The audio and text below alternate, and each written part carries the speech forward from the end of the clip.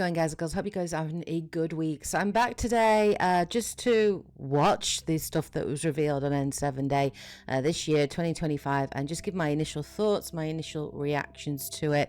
I will be doing a more in-depth video later on, but not today. I don't have the time today to do that and give that my full attention, but I did want to get my thoughts out on there. So this N7Day, honestly, there wasn't a huge amount revealed at N7Day this year, but we're going to read this kind of blog post from Bioware. I haven't actually read it yet. This is the first time, so we're going to read it through together. I'll react to it, give my initial thoughts on what was revealed in it, and I do know we also got to see a new concept art involving the Krogan, so we'll talk about that as well. So let's check out the blog post from Bioware. So we'll read it through together and then react. So happy N7Day, everyone. Also, yes, happy N7Day, guys. I hope you guys had a great N7Day. So happy N7Day, everyone. You guessed it, I come to you with another blog, but each year that I write these, they are important moments of reflection for me. I get to pause and think about how truly lucky we are to have Mass Effect and how thankful we are for the community and support we get. We've been through a lot together and we appreciate you. Like you, we've heard the rumors lately. You've made it clear you care deeply about what's next. So let's start by setting the record straight. The next Mass Effect game is in development, and EA and Bioware remain committed to telling more stories in this universe. So that's good, obviously reassuring the community. I know after the takeover, the sale of EA, there's a lot of worry, there's a lot of concern about whether or not the next Mass Effect is even going to get made, that perhaps, you know, to recoup that debt, EA may close down some big name studios, Bioware being one of those names potentially on the chopping block. So obviously they're going to reassure us that the next Mass Effect is in development, and I am very happy to hear it, and I'm very happy to hear that they are still continuing to work on it, and I hope that they will get the backing and support from EA and their new owners, and will be able to release it within a couple of years. Let's carry on. So the truth is, the last few years have been an incredibly busy time at Bioware, but currently the team is heads down and focused exclusively on Mass Effect. We have a lot of universe to cover, lots of features to build, and lots of romances to figure out. We're excited by what we're building, and we promise you, when we're ready, it'll be a lot of fun to show. Until then, thank you for your patience, because y'all are thirsty for news. That is very true. And I see you looking for secret meaning in my tweets. Okay, sometimes they have secret meaning. Beyond the next game, there's more to get excited about. I haven't talked about it much, but you might have heard a little something about a TV series. We've been partnered closely with Amazon on it, and we're really excited with what the talented team over there is coming up with. The writer's room is going strong, and we've got a lot figured out about how it fits within the Mass Effect canon and where it sits in respect to the new game. The show will explore a brand new story within the universe's timeline and will be set after the original trilogy. It won't be a retread of Commander Shepard's story, because after all, that's your story, isn't it? Keep an eye on our social channels for more celebrations today, including some awesome new Mass Effect gear, free crossover items appearing in Skate and Apex Legends, and more. Happy N7Day, Mike Gamble, executive producer, Mass Effect. So not a massive amount revealed in that. Obviously confirmation that the game is in development. Obviously we're in development. I think it's still pretty obvious that the next Mass Effect is probably in very early development, so I would imagine pre-production, small team working on it, ironing out all of the details, the story, the world, where they are going to go. I'm interested to talk a little bit about the TV series. So obviously we knew that Amazon had picked up a TV series for Mass Effect, but we were all kind of speculating as to whether or not it would just do, say, what The Last of Us did, and just retell the story of the trilogy. I actually think the decision to go post-trilogy, to tell a completely new, unique story within the universe with a new cast of characters, new stories to tell, is a brilliant idea. I think a lot of people are very protective of their Shepard. I think as well, had they told Commander Shepard's story, they would have had to very much set in on what they classed as the canon Shepard, so whether that would be male or female, and obviously what class they would play, you know, soldier, sentinel, and so on. I think it's very clever for them to choose not to play a Shepard, because I think no matter what they did, if they had chosen to do Commander Shepard's story, I think there are going to be people that are unhappy with it. People are very protective. As I say, it's their Shepard, their own experiences. They've made certain choices on who to romance and what decisions to make within the trilogy. So I think it being a new story is very smart decision on their part.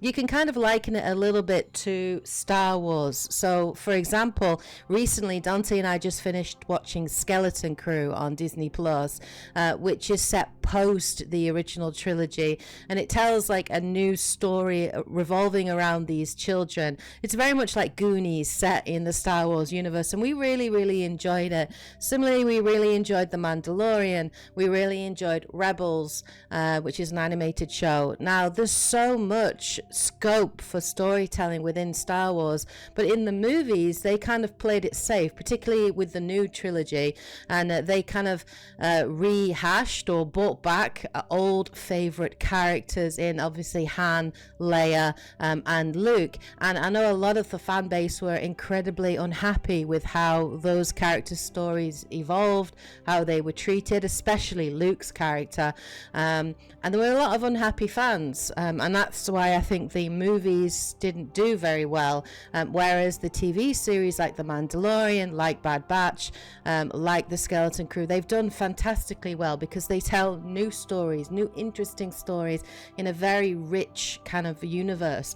And I think Mass Effect is very similar in that it has such a rich lore, so much scope for storytelling potential, then I am very excited to see a completely new story set within that universe, something we haven't seen before. So I'm very much looking forward to that. The fact that it's set post-trilogy as well is very interesting for me, because I am interested to see in what state the galaxy is at the end of the trilogy. I'm interested to see what happens with the Krogan, with the Quarians, with the Asari. I'm happy to see what happens with humanity. I'm happy to see how those races rebuild after the Reaper War.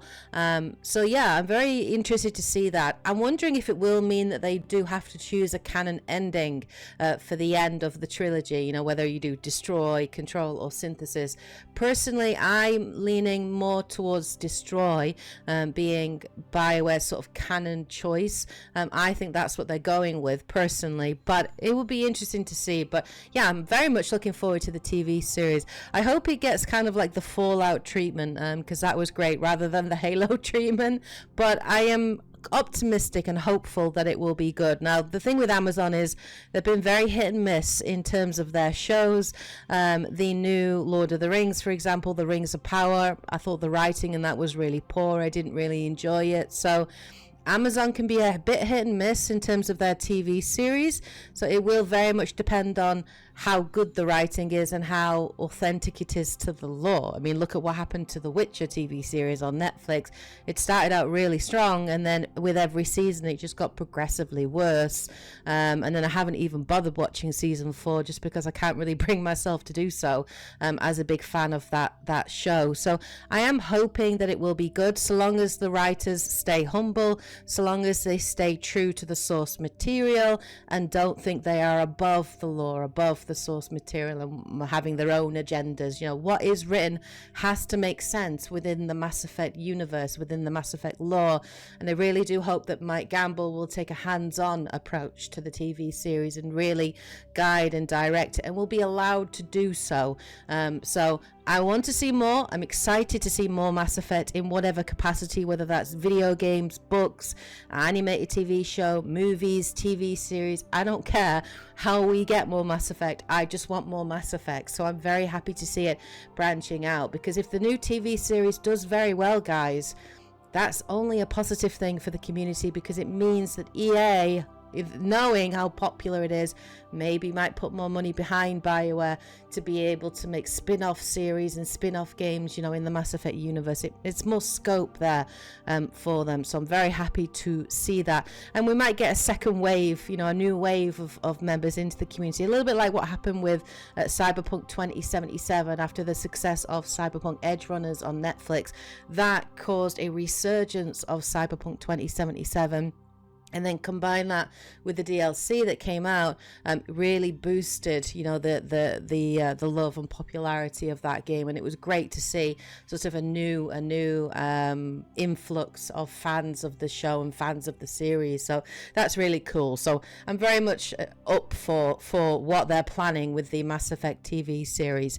So yeah, I'm very happy to hear that, and I'm very happy to hear that Mass Effect is in development. But like I say, it's very early in development, so a lot could change over the next 7 years. So we also, other than this blog post, we also got a tweet. Of course, Mike Gamble was tweeting all day, and apparently there was some hidden coding in the blog post which revealed this concept art that we got for the game.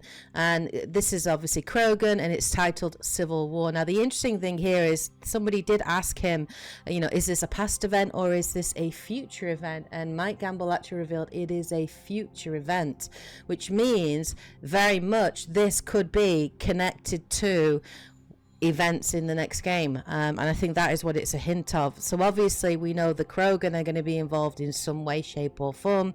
I think the next game is still going to be set in the Milky Way galaxy. I think it's going to be post trilogy, and I do think we are going to be exploring the Krogan as one element of that. And obviously, you know, this could be, I don't know whether they're going to choose to have a canon ending, and you know, they're going to choose if you cure the genophage or you don't. I don't know if they're going to allow you to do something like they did with The Witcher 3, where maybe you have to like answer questions at the beginning of the game, and that sort of sets things for you. Maybe the Krogan are fighting no matter what happens, but the reason for why they are fighting may be different, right, as to whether or not you cure the genophage or not.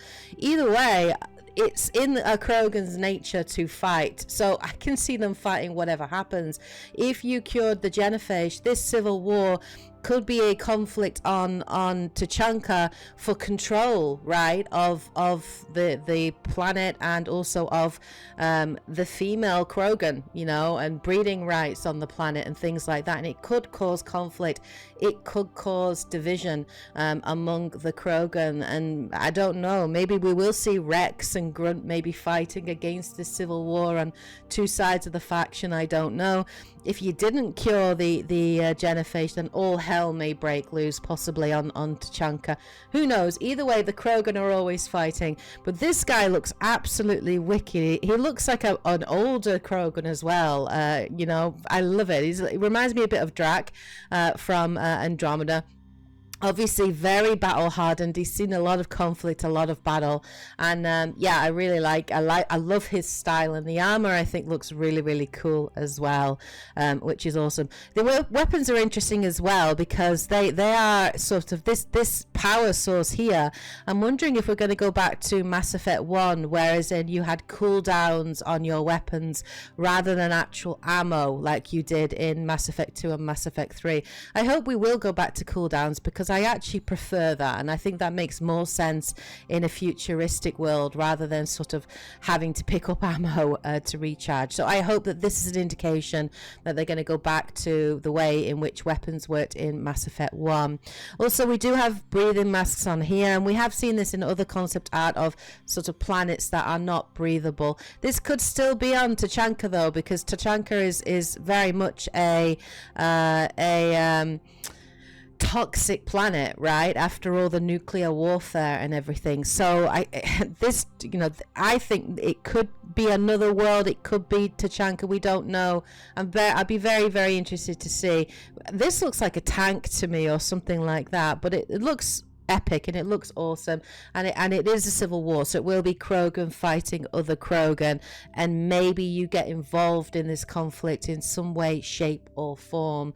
So yeah, I'm happy to see that, and it looks very familiar for us. This looks very familiar in terms of what we know from the trilogy, so I'm excited to see where it's going to go for sure. Now this is just an initial sort of reaction and thoughts video, because Mike Gamble did also confirm that every single teaser that we have had, really from the beginning, from 2020, where we first got that teaser trailer with Liara in it, every single teaser is connected, according to Mike Gamble. So what I want to do on a second video is I want to take my time a lot more, and I'm going to go back through every single hint and reveal that we have had across the multiple N7 days, and I'm actually going to see if I can in some way tie them all together or sort of make sense of them all as to what type of universe, what type of world we are facing in the next Mass Effect. Of course, it will all be pure speculation on my part.